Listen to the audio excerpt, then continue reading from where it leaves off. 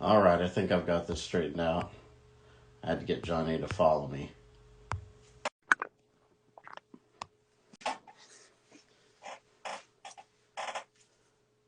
What's up, everybody?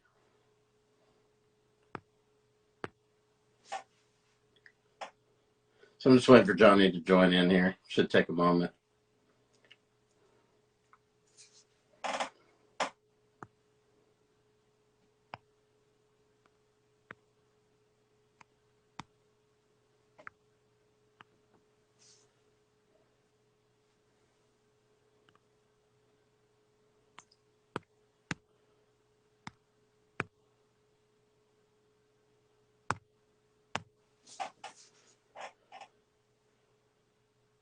See if he accepts here in a second. Appreciate you guys tuning in.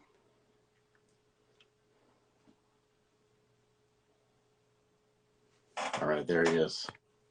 Johnny, I sent you the invite.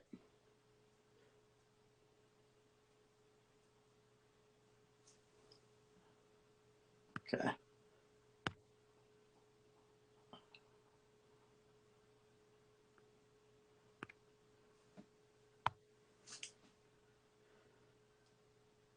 Johnny, accept the invite. Did you accept it? Okay, here we go. How you doing, Johnny? Hey, pretty good. How about you? Good. How are you? So, this is I've done a lot of old school shows back from our era. So maybe I could let you, and I appreciate you taking time to do this, obviously, and maybe you could introduce yourself. I'm sure there's some people watch this who may not be familiar with you.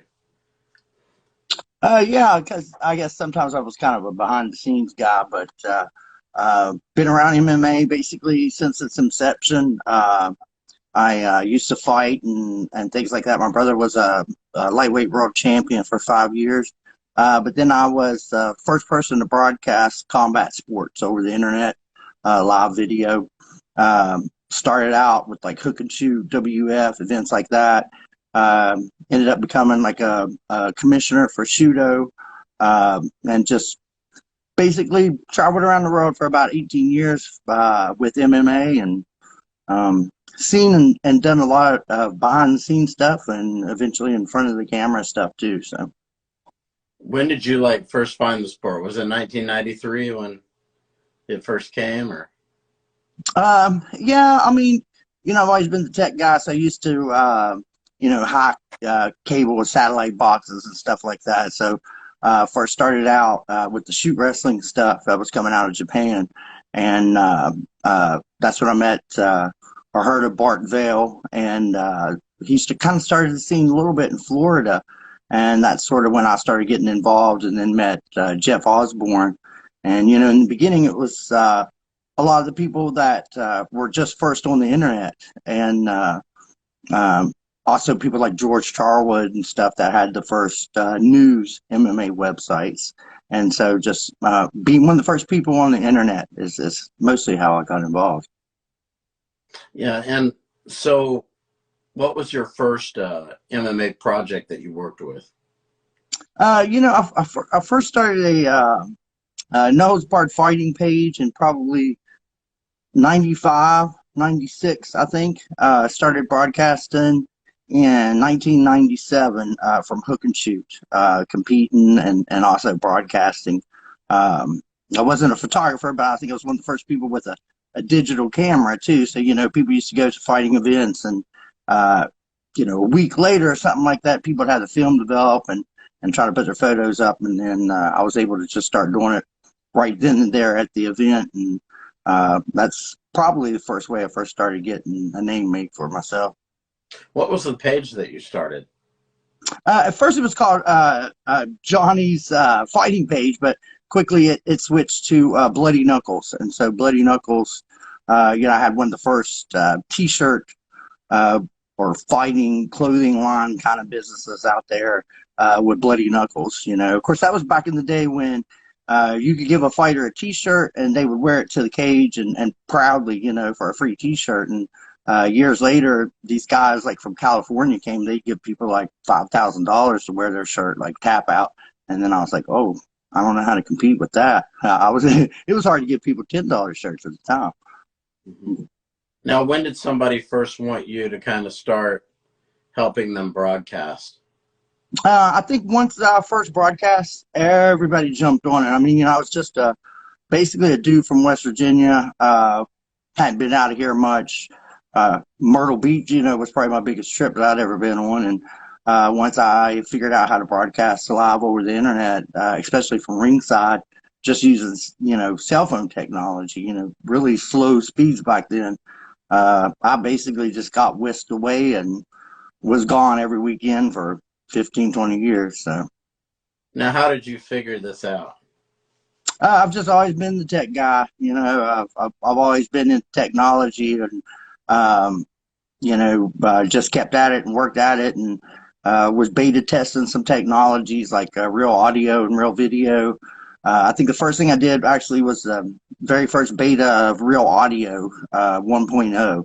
So, and that was, just audio, not video. So I basically did like a old school kind of baseball game play-by-play of MMA. And so I started out, the first thing I did was aggression radio. So I would travel around and just do like an old school play-by-play broadcast of MMA until eventually bandwidth got strong enough that I could do the video. And did you ever think when you were doing this, like maybe now, you're probably looking back and saying, dang, I probably could have parlayed this into something maybe really big. Well, it did get pretty big for a while. And I was approached at one point by Cuban and his live team to try to buy me out and make me a part of their team or whatever. But I didn't know who that dude was. And, I thought I'd be bigger than him. So, But looking back on it now, when you see like Twitter, Facebook, all this crazy stuff, people streaming everything, do you ever think, well, damn, I was doing this before anybody? Oh, yeah, I did. I mean, I was the first person also to create a website based around video media clips. I loaded my house with servers and T1 lines and started putting videos up of fighting way before there was anything like a YouTube. And so, I kind of had like a YouTube before there was a YouTube. The only mistake I made is I thought that people would generally come around something based on a similar idea. In other words, fighting or this and that. I didn't know that they just wanted videos of everything out there. So now when YouTube first came out, Google approached me because they wanted to compete with YouTube before they bought them, and gave me free hosting for all my videos, and I grew pretty substantially at that point. And then, so was it Jeff Osborne who wanted you to stream his events first, or? I think Jeff, he's a pioneer. I'm a pioneer. And I don't even think I even told Jeff at first. I just went there and did it. And then, his event was a little show in Indiana. It was a groundbreaking show, a groundbreaking event. He was way ahead of his time.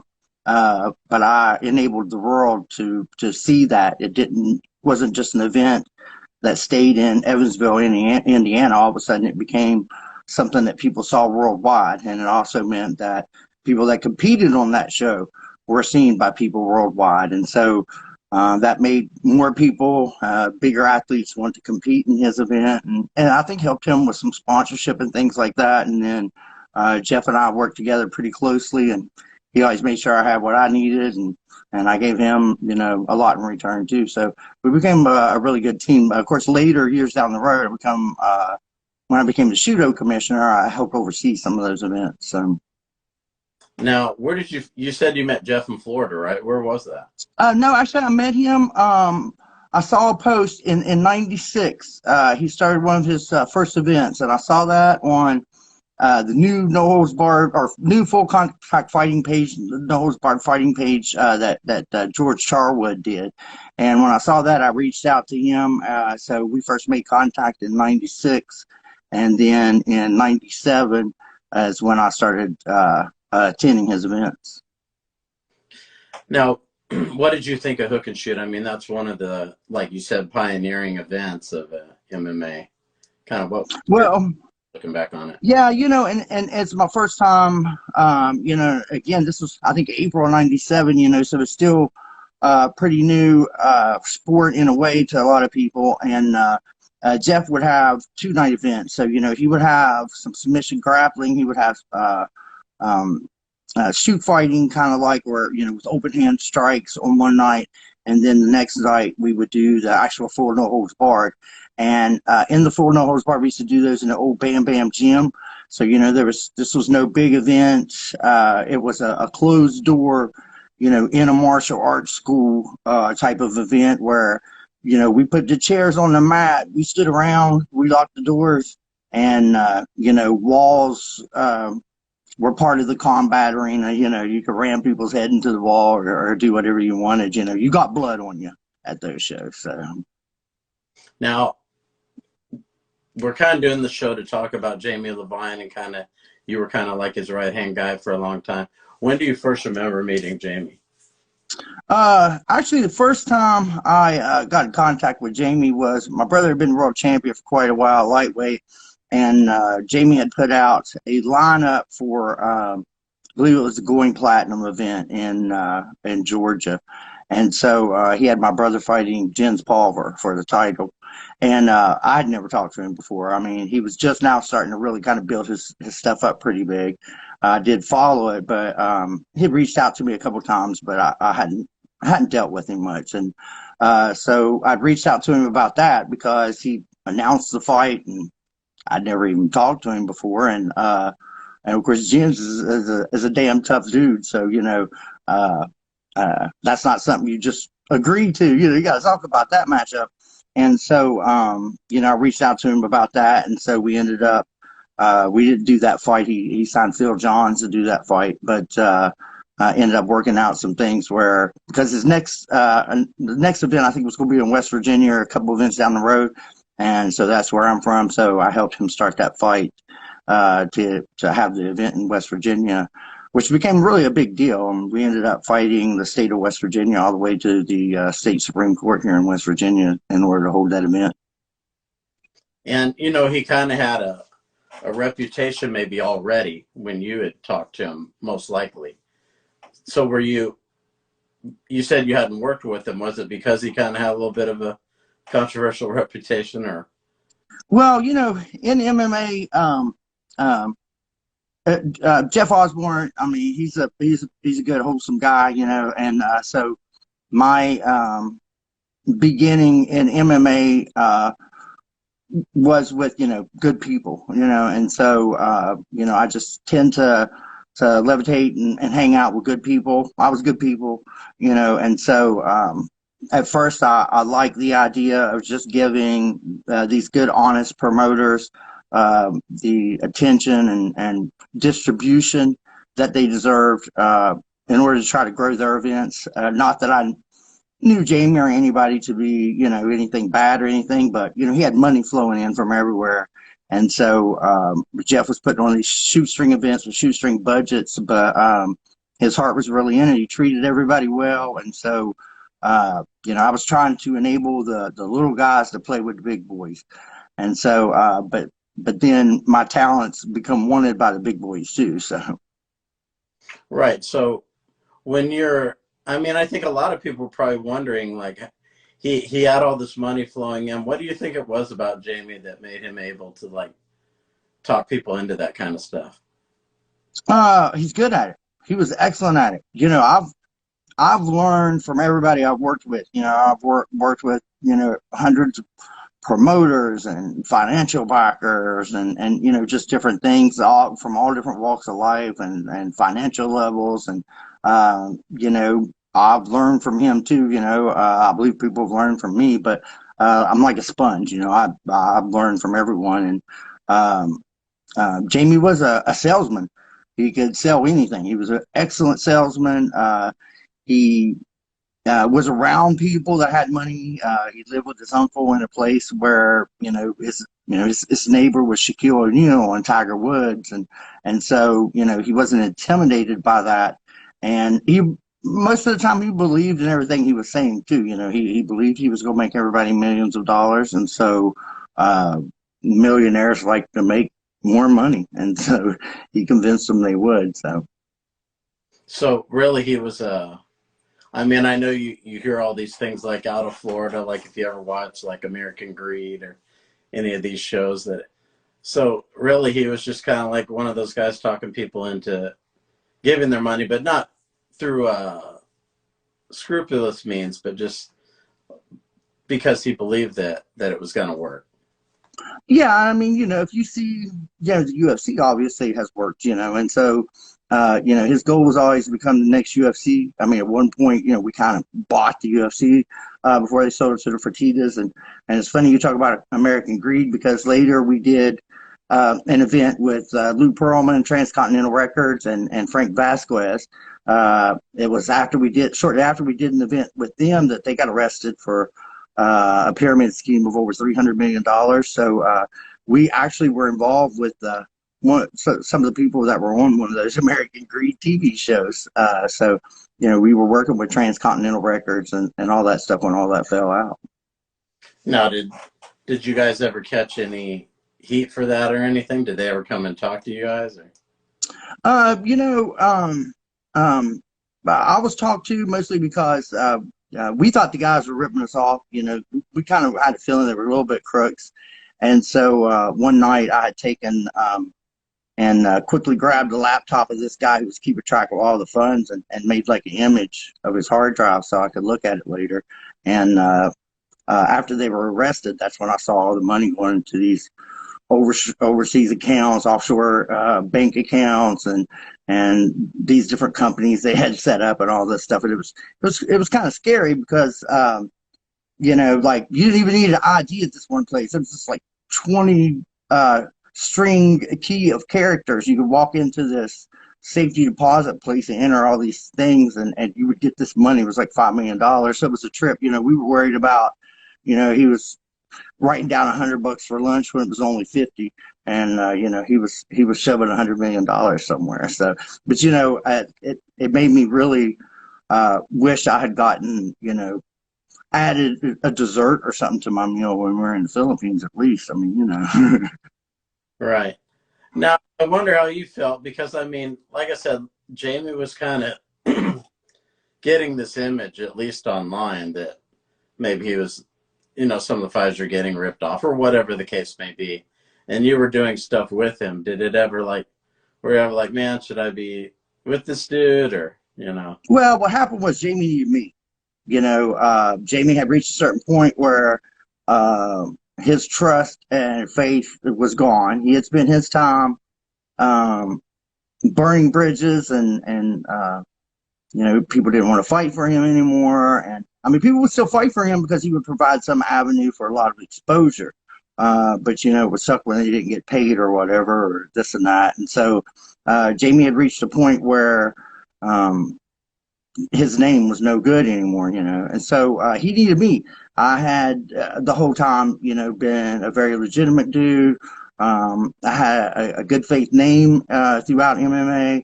Everybody knew that I was straight up and never screwed anybody. And I was honestly one of the rare people in MMA that you could trust. And so, that's the value I brought to him. And so when we talked about it, and actually what we ended up doing is splitting WF 50-50 between us.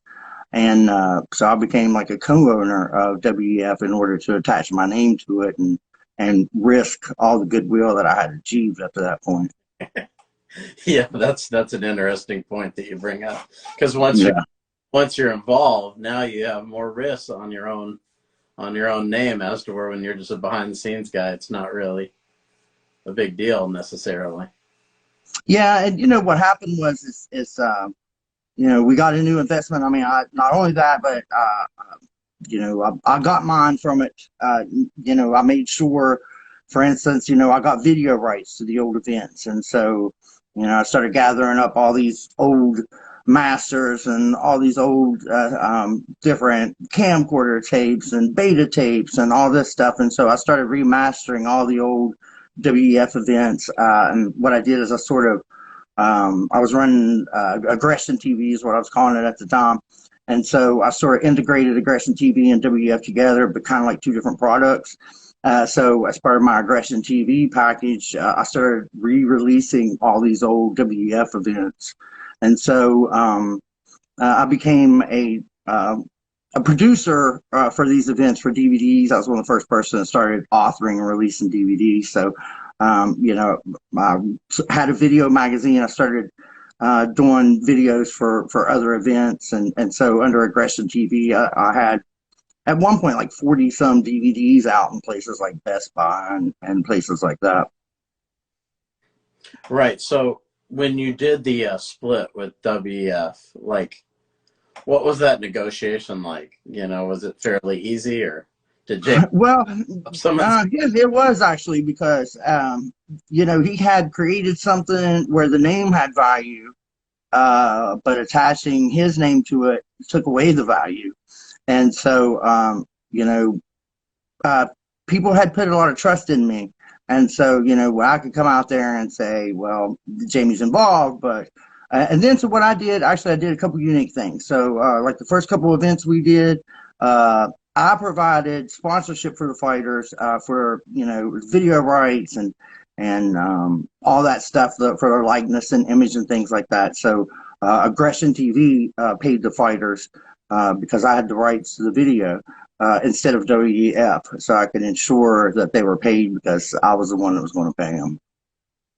Well, I think it's interesting that you bring up that. So he kind of knew that his name being attached to something wasn't good at that point. He was one to. Oh, yeah, I mean, he knew his name attached to it wasn't good, but there was no way that he himself wouldn't actually be attached. So, he needed somebody like me that people could trust. But, of course, ideally, he probably would have liked somebody that could attach their name, but not be fully involved. And I just took over the reins and started running it because I needed to know everything, in order to be involved. So, but it ended up actually working pretty good. I mean, we both had our thing that we did, and we actually worked together pretty good as a team. Yeah. When was do you know, like, kind of roughly, you don't have to say exactly how many, but how many events did you do as that 50-50 split? Um, maybe, maybe 8, something like that, but we had our side things too. We also did, like King of the Streets, we called one of our events, and we did Quest promotions with those Transcon guys, and then we brought in some other promoters, and then he changed it to World Extreme Fighting Championship, so it was WFC, and different things like that. And then we had the contract. When it all fell apart, we had almost $3 million in investments, and did set up like a world tour during the hockey lockout, and had signed up events all across the country. We did something unique then. We actually bought an ad. I created an ad for a trade show magazine. Apparently, there's this magazine that goes around that these civic centers and stuff like that book concerts, comedians, and things like that from. So we reinvented ourselves as a traveling act, like a comedian. So instead of going and us renting the arena, us paying for lights and us paying for security and all that stuff, we sold ourselves like an act. So we got producer fee. They paid us a producer fee. We put on the show, provided the fighters the cage and stuff, and then the arena or the investors paid for everything else. As any promoter knows, when you go to an arena and you put on an event, man, they kill you on stuff like lighting and just little extra stuff like that, staff to clean up or to seat people.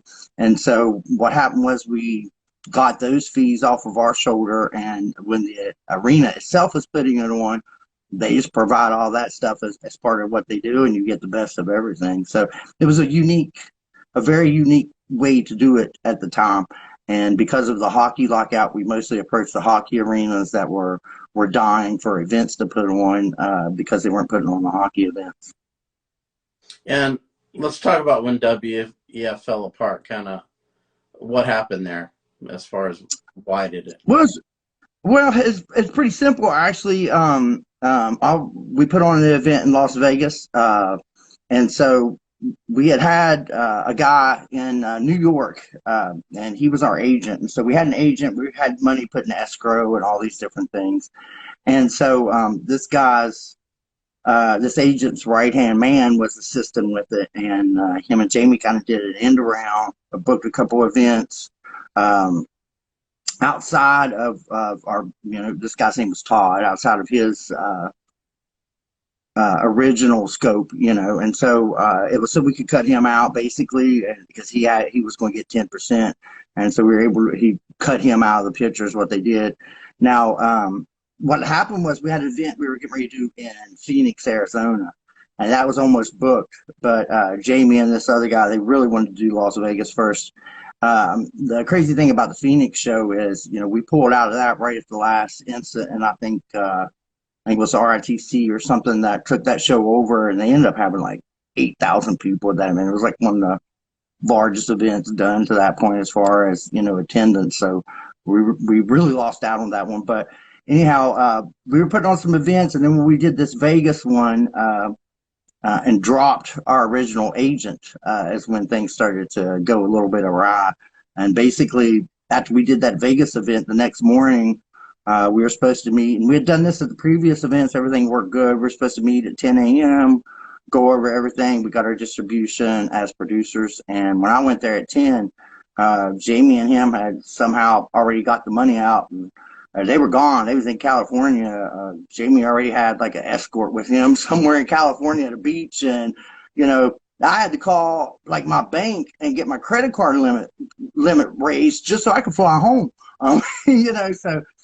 So we both were supposed to get $40,000. We got $40,000 for each event we produced.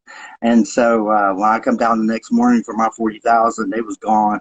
And so it was pretty interesting though, because our next event after that was at Trump Taj Mahal. When I didn't get paid, I started trying to do an end round and just take the WF from Jamie.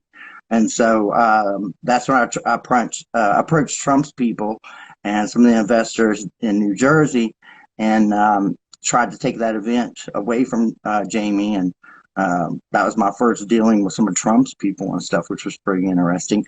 But almost pulled that off, and then Larry Hazard actually got involved, and that's when he just shut the whole thing down. He shut down the whole organization, or just the event itself? The event in New Jersey. So, and I'd worked with him before. I used to travel around to different athletic commissions trying to get the events legalized. I, had helped with some of this, the unified rules, and I used to I would travel around to different athletic commissions, present the unified rules, and try to get it legalized and sanctioned. I put on some of the first sanctions events in Ohio and different things like that. So, that was awesome. That's when I started moving towards the sanctioning side. Jamie and I did a show actually in Florida where at the last minute they were going to shut it down because it wasn't sanctioned. So we changed the name to wrestling. We called it Wrestling, World Extreme Wrestling. And so the athletic commission actually came in there, and the commissioner had rolled up a newspaper with a camcorder and filmed like the first couple fights. And whenever they determined that it wasn't a wrestling event, and so they tried to shut the event down, and actually tried to arrest me and Jamie for that. And so he of course had a lawyer, and we let them know that the winners were predetermined. We give them to them at the end of the show. We couldn't give it to them then because it was protected company information, and so we basically operated like we were WWE. And but then at the end of the event, they were. And this is kind of how like I would get caught up with this stuff with Jamie. This was before I was a partner with him. I was just broadcasting. But anyhow, after the show, he came to me. He's like, "Dude, they're gonna arrest us, man. We got to go." And so we went to a hotel right after the show, like as the last fight was ending. I threw our stuff in his car and drove to Daytona. And so the next morning went to Daytona 500, and he had like pit passes and all kinds of stuff. And no, we just had an awesome day. And then the next thing I know, I'm reading on the internet. It's like Jamie skipped out. He didn't pay the fighters. He didn't pay the hotel. He didn't pay anything. And I'm like, Jamie, what are you doing, man? when you pay the stuff, and he's like, well, you helped me spend it. He's like, this is the money we've been spending this whole time. And I'm like, no, I didn't spend it, but it's just funny how he can get you involved in something you did not know you were involved in. I just thought we was having a good time. Right. And so I got Adam Gary here. He's asking if you remembered an event in Steubenville where a fight Oh yeah, I remember Steubenville. that Frank Mir was involved in. Yeah, I remember Steubenville. There was a couple good events in Steubenville. Steubenville's got some tough people that live there too. But he said there was a fight that escalated, I guess, in the crowd is what he meant. But do you recall? It's hard to tell. It's hard to tell which one. I mean, if he remembers who was involved, I remember. Who was involved? I know we had one show in Florida where Coleman almost got into it with somebody, and I remember up in Cleveland we had Brad Kohler and Dan Severn fall out of the ring, and the crowd get involved. So yeah, there's been some crazy ones for sure. He said Frank Mir like jumped off the top of the cage and elbowed somebody or something. Oh yeah, I remember something about that actually. I don't think I knew it was Frank at the time though. So it's funny when you go back and watch some of these videos, like that Ultimate Wrestling event in Cleveland. Like there was actually some big name people there. They just weren't big name people necessarily yet, but I mean you could tell that they were going to be big names. So let's get back to Jamie now. You said this was kind of like the first time you had heard that. Was that the first time that you had heard that he didn't pay anybody, skipped out on the hotel and all that kind of stuff? No, I'd heard that stuff before. I had never personally experienced it or whatever. And I couldn't understand. I mean, he had events on pay-per-view and this and that, but I'll tell you, a lot of times, what would happen back then too is some of the fighters didn't want to admit they didn't get paid. But you wouldn't have people. Not everyone came out and said, they weren't paid. So sometimes that was swept under the rug because people were embarrassed by the fact that they weren't paid, or they were just appreciative that they were on some medium that put their name and face out there, or they had a great knockout, so they want to come back and fight again. So, a lot of that for a while was kind of swept under the rug a little bit. And I think later it started coming out even more, what was going on. Maybe, there is something you mentioned earlier. Maybe you could kind of explain it to people. You're talking about an end around, how Jamie had done these things, and then you tried to take WEF from Jamie. Maybe talk about the whole end around type of thing and what that is, or what you were alluding to, sort of. Well, what I did was I went back with um, our original agent, and so we tried to book the show ourselves because I owned 50%, and he still had the contract where he was the agent. Now, this guy that actually took the money in Vegas got in trouble because he took Bernie Mac's money too. He was an agent for Bernie Mac during his tour, and so he ended up going away.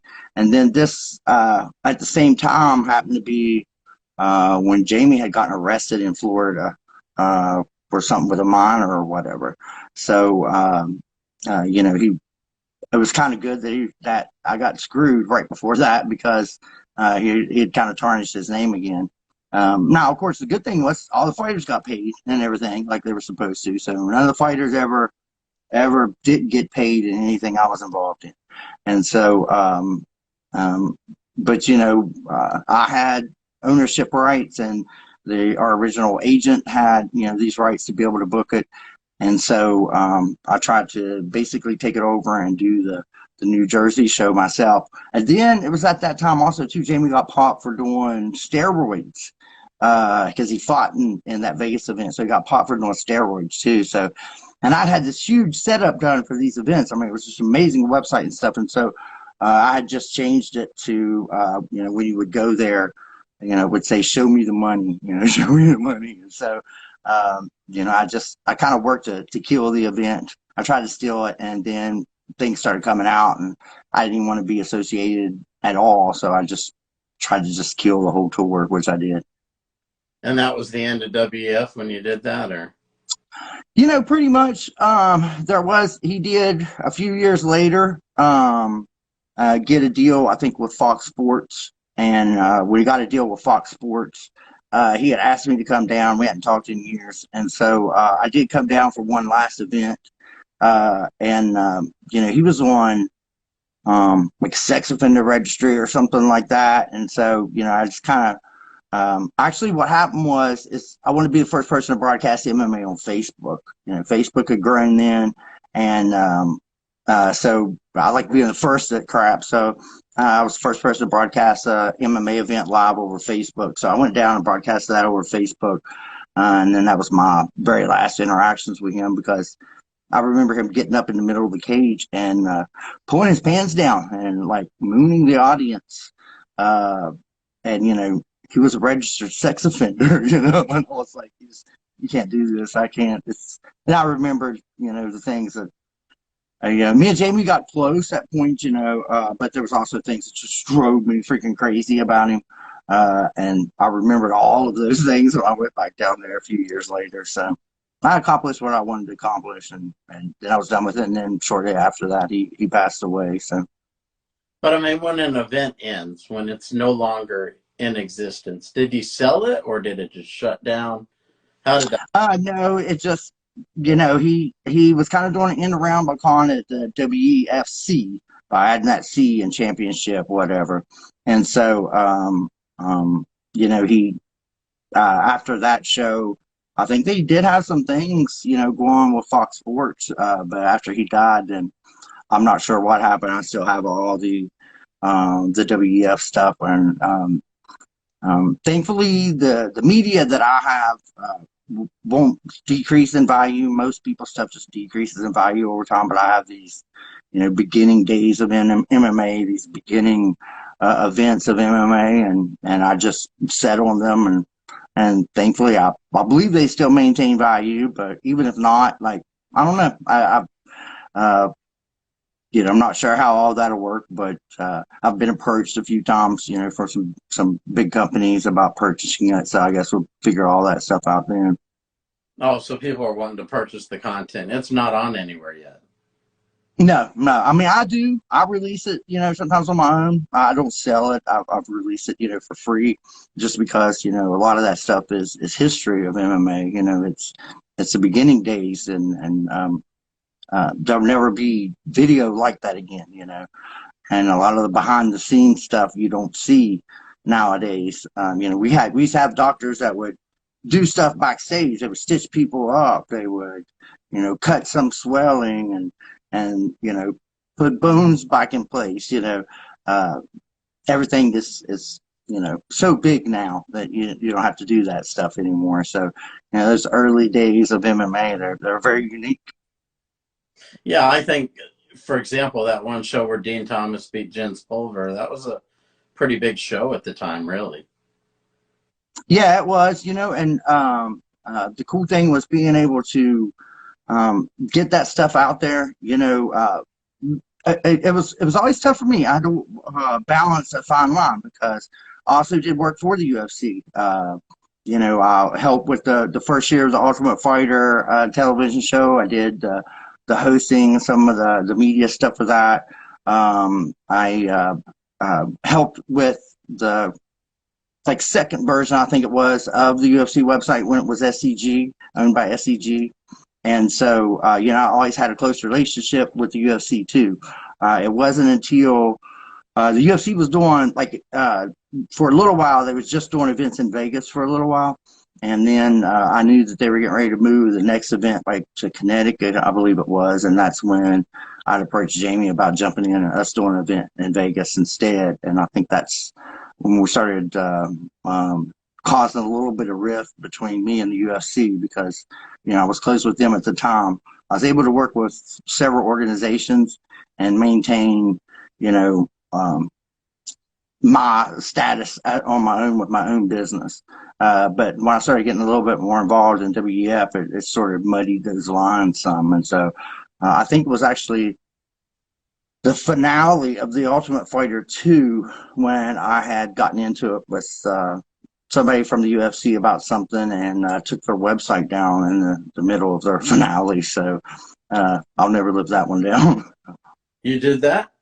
Yeah, I think what happened was they had won the trademark or whatever for Octagon Cage, and I thought that was bullshit. The cage is a cage. How you can trademark a shape, and I believe in their first original application for that, they had used the government had used some things I had said, and how it was a common term to call it, the octagon or whatever, as a reason for denying them. And so that kind of put me in an awkward position too. So whenever they were finally approved, they tried to come down on us for using an octagon in Vegas. So we were one of the first people that they came after, saying that we couldn't use an octagon cage, and that kind of pissed me off. So I took their website down in the middle of the show, and it was bad. Which show was that? Was that the finale of the first year? The second year, that was Ultimate Fighter. And I think I put it up later. Like I shit my pants and backtracked and put it back up. But yeah, I took it down for a while because we had to pay them like a fee to use our cage, And but a few days later, I got ripped off by them. So then I was like, well, I burned a bridge with the UFC too. I'd really screwed myself up. But let's talk about when you took it down. So what, you were at your house and you're like stewing I over was actually I thinking, was in Vegas, and so I believe too that I maybe did kind of know some inside stuff as far as that they weren't going to do. It was the first time in a while they weren't going to do it in Vegas. I remember to Connecticut, and so I also run like a news website, so I did know some behind the scenes stuff, and I think that it was probably. Not wrong, but I thought it was a smart business decision. When I knew they weren't going to have a show in Vegas, to sort of jump in there and try to be, because Vegas was used to, every so often having that MMA show there, and so I thought it would be a brilliant idea to jump in there and have a WEF when people were expecting another event, and they'd be out in Connecticut, and but that's their home turf.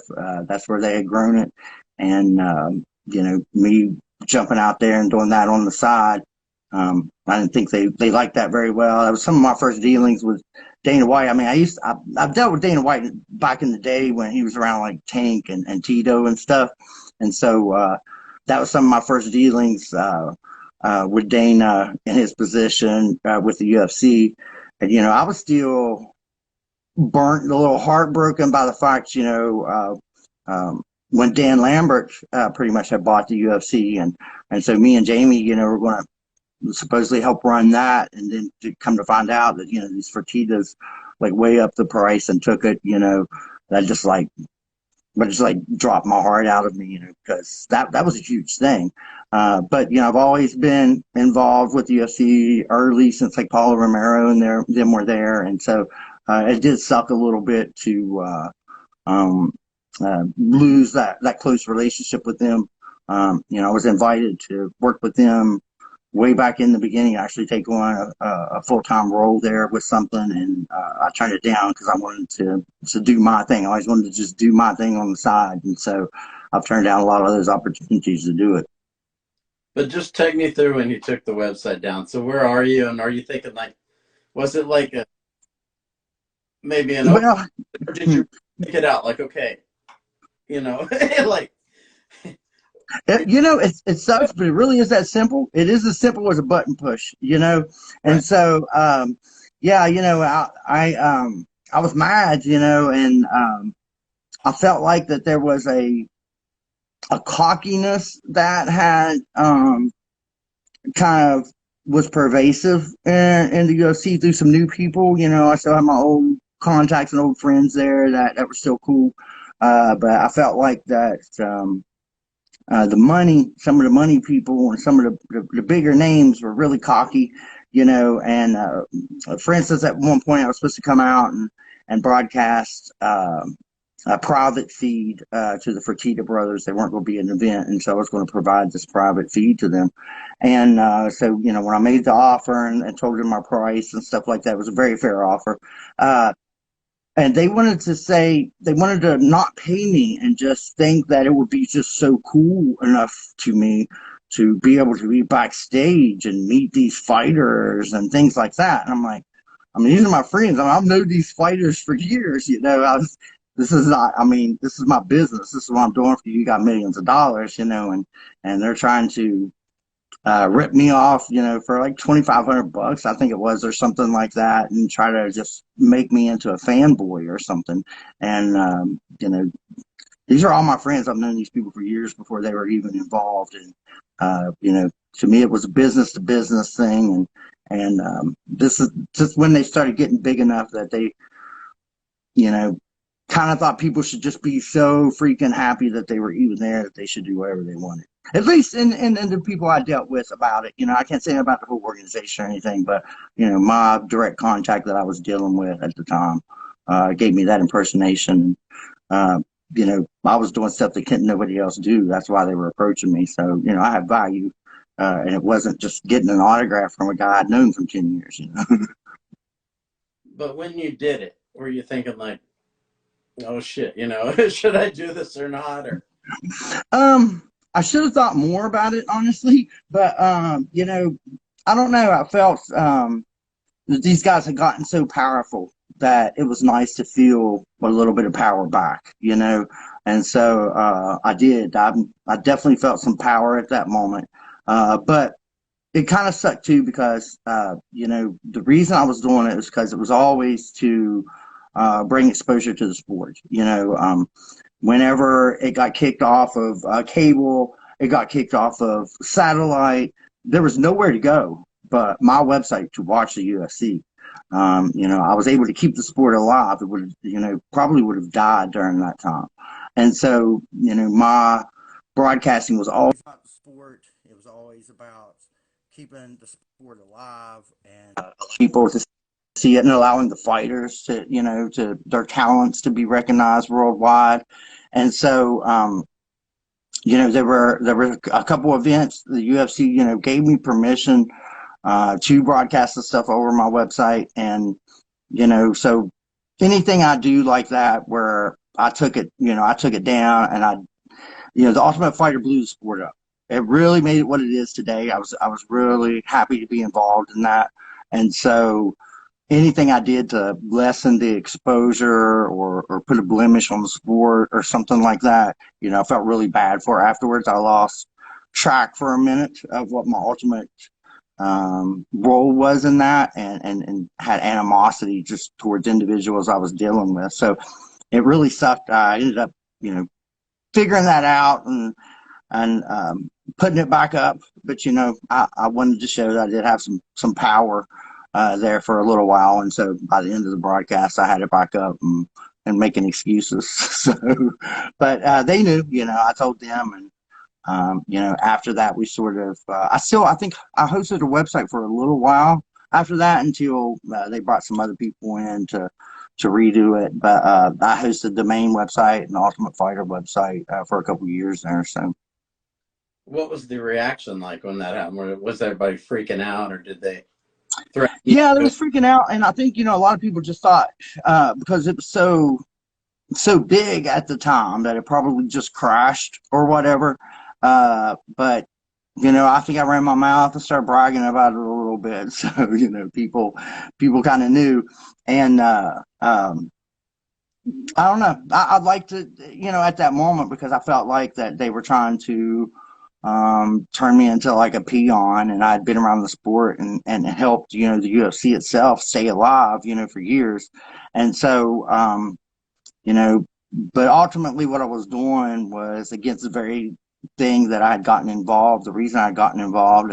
And that was kind of a Jamie thing. We're in Vegas and we're having to pay them money to use this cage and this and that. And they're trying to sign away our fighters, and this guy can't fight because he may have some contract with the UFC, or now they've just offered him 3 times as much. And I got carried away in that. And, took it a little bit too far. I think they kind of deserved it too, but everybody's just, it's a business. And once I got to Vegas, is when I really realized the business side of it all. It's a big deal once you get to Vegas. There's a lot of money involved, some big people involved, and it changes things. It can change you if you don't watch. Now, did they threaten you legally after that, or no? No, no, never had anything like that. I think, we still had some communications about me coming out and doing some live broadcasting for them. I'd always pushed to have the prelims aired. And so we had almost made a deal where I was going to start broadcasting the prelims to the UFC over my website. And so almost had that nailed down. But again, I think they were, saying that I would get so much exposure from it and stuff, almost that I should pay them. They were going to let me do it for free. And me doing it for free would be like huge to them. But I still felt like that, I should be paid for some of that stuff because it was also exposure for them. And we just couldn't really come to an agreement on that. And eventually they started showing the prelims, live on air. So Now, for people that weren't around back then, you brought up Dana White and how you knew him back when he was with Tito and Tiki and all these people. What is it like to see him now as to him back then? It's funny because to be honest, a lot of people have some animosity towards Dana because they're jealous. I mean, I'm kind of jealous. I mean, I'm not gonna lie. A lot of people felt like they could have done that job. And so there are times, sometimes I talk crap about Dana because I'm jealous. I mean, like totally jealous. I wouldn't have thought that he could have done that or took on this role and done it like he has. I don't agree with a lot of things he's done, but I felt like he switched overnight. I mean, he became a different person. He, grew into his new role. He reinvented himself. The way he talks, the way he even describes things, and the way he does business changed. At least from what I had previously known him as when he took that over. And so, obviously he's going to rub a lot of people the wrong way. But, he's there at the helm. He's guided the ship, and it's a huge thing now. So, but, I will still always remember Dana also as the previous person, too. And so, but, some of the things that I get mad at him for, especially in the beginning, I was just totally jealous. Yeah, I think a lot of us are surprised because, when he first came on the scene, he was not who he is now. I mean, like you said, it's like he changed the way he talked, the way he looked, the way he presented himself, everything. It's like somebody just made a new person, basically. Yeah, but I've learned, especially in this industry, and the different types of fields of work I do, to have different personality types. I don't change who I am, but just the way you talk to people, or the different ways you describe things, or even your rate of speech, or whether you cuss or not. You've got to use it different in front of different people, and I feel like that he mastered that, and the proof is in the pudding. The UFC has the results from his leadership, and so we can all say we would have done this or that, differently.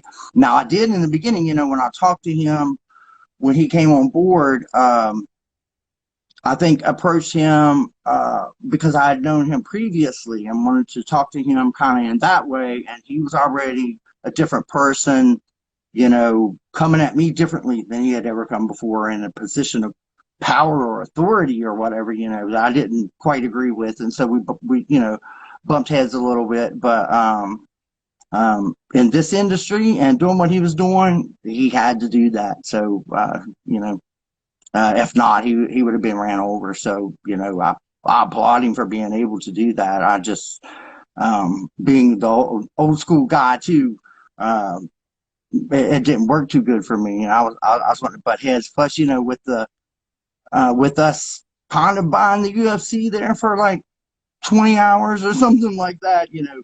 To me, that was my role, or something similar to that, that I should have been part of that. And I knew enough to be part of that. So again, there was a jealousy thing there too, more kind of envious, and thought I could do just as good a job as him. But, he's really navigated some rough waters. He's made the sport what it is. And, um, don't agree with everything. I still will talk shit sometimes about something he says, this and that, but he's been the man, so he's pulled it off. Do you think there were people behind the scenes who guided him on changing his image, or do you think he did it himself?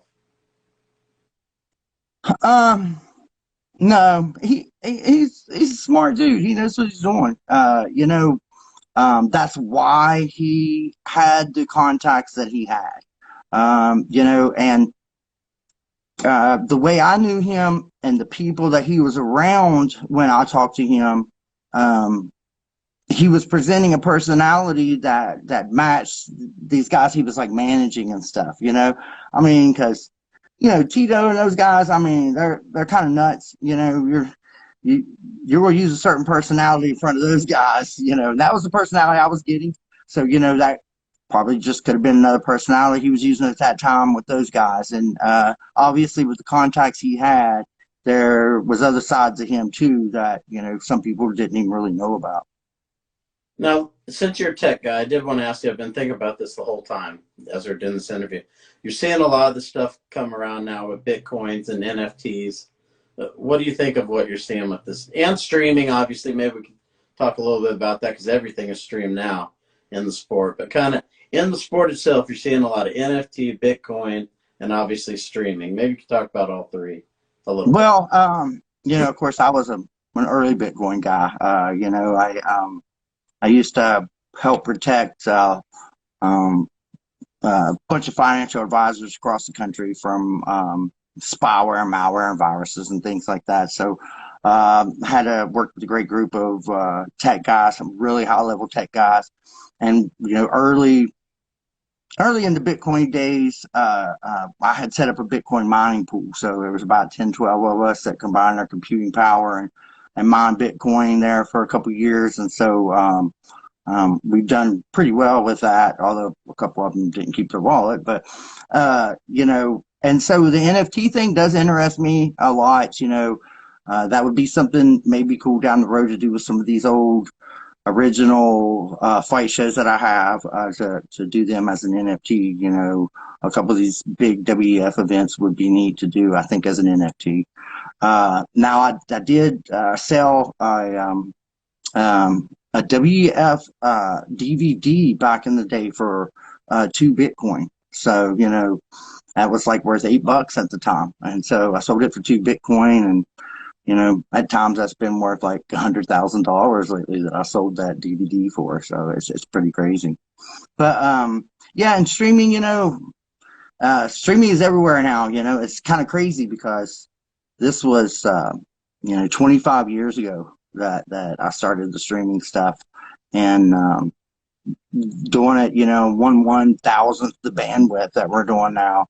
And figuring out how to compress and compress again and compress more. And, I used to have my house filled with all these machines and servers just compressing video all the time.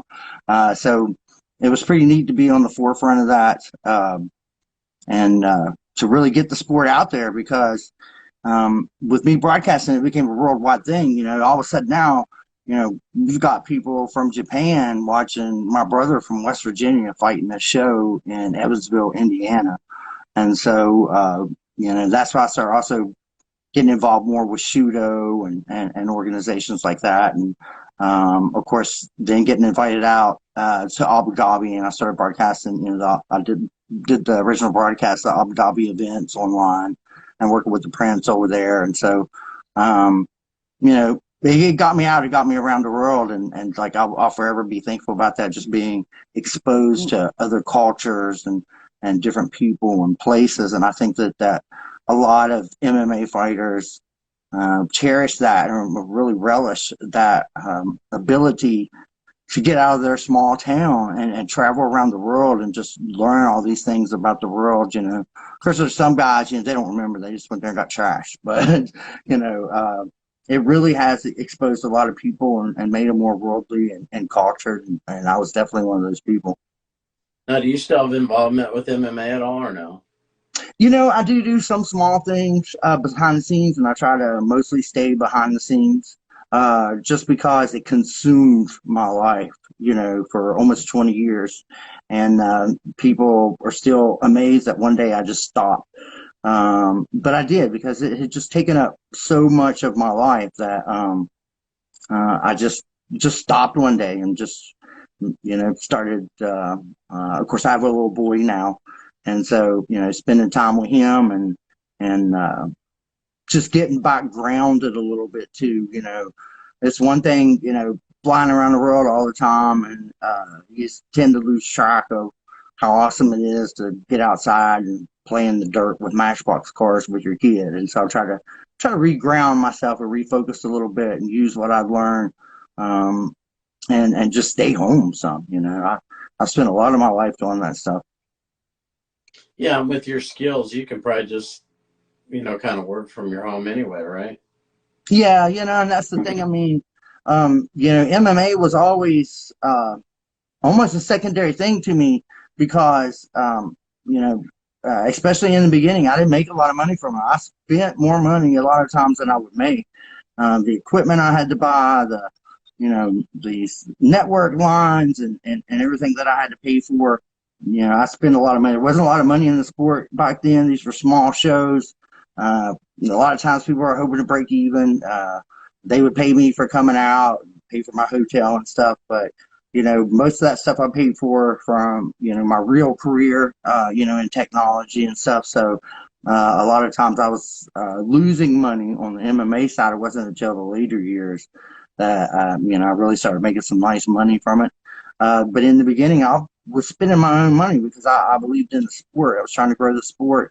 I was trying to make it a sport. I was one of the first people that started calling it mixed martial arts and trying to, on advertisements and stuff, call it mixed martial arts and pushing for unified rules and adoption of gloves and weight classes and things like that. So, it was really neat to be a big factor and making it some spectacle into making it a sport. And so, after all of that had been achieved and, then it was about fame and glory, and I wasn't too much into that. I liked in the beginning days being down in the dirt and making it into a sport and changing the way people thought about it. Now, let's talk about you when Jamie passed. Where were you when you heard about it? It's kind of a crazy thing because when I was on that quest that shows with the transcon people and stuff, that's when there was a lot of fallout of big money and stuff. And this was shortly before Jamie had passed. And Frank, who was the transcontinental guy, Lou Pearlman's right-hand man that we've been working with, he called me one day. I was actually at like a parade here in town taking pictures. And he was in his garage. This Frank guy was in his garage, had his car running. He was killing himself and made one last phone call to me, like while he was dying. And, that was a crazy moment. And then shortly after, Jamie died, and Lou Pearlman went to jail. And, it was like almost everybody I dealt with during those days with WEF and that quest show we were doing, like they were all dead, like within, a matter of a couple of months. And it was just kind of crazy. Now, I had some fallout with Jamie at that time. Jamie was the kind of person, honestly, where if you had a problem with him, it wouldn't just be business or professional. He'd try to take it personal. And so, for instance, I got some gloves from Awano back in the day. Awano wouldn't deal with Jamie because of his, how he was known or whatever. And so a lot of times I would have to work directly with people and talk them into doing business with me instead of Jamie. And so I think I'd gotten some gloves off of him or something, and they had sent me $1,500 for it.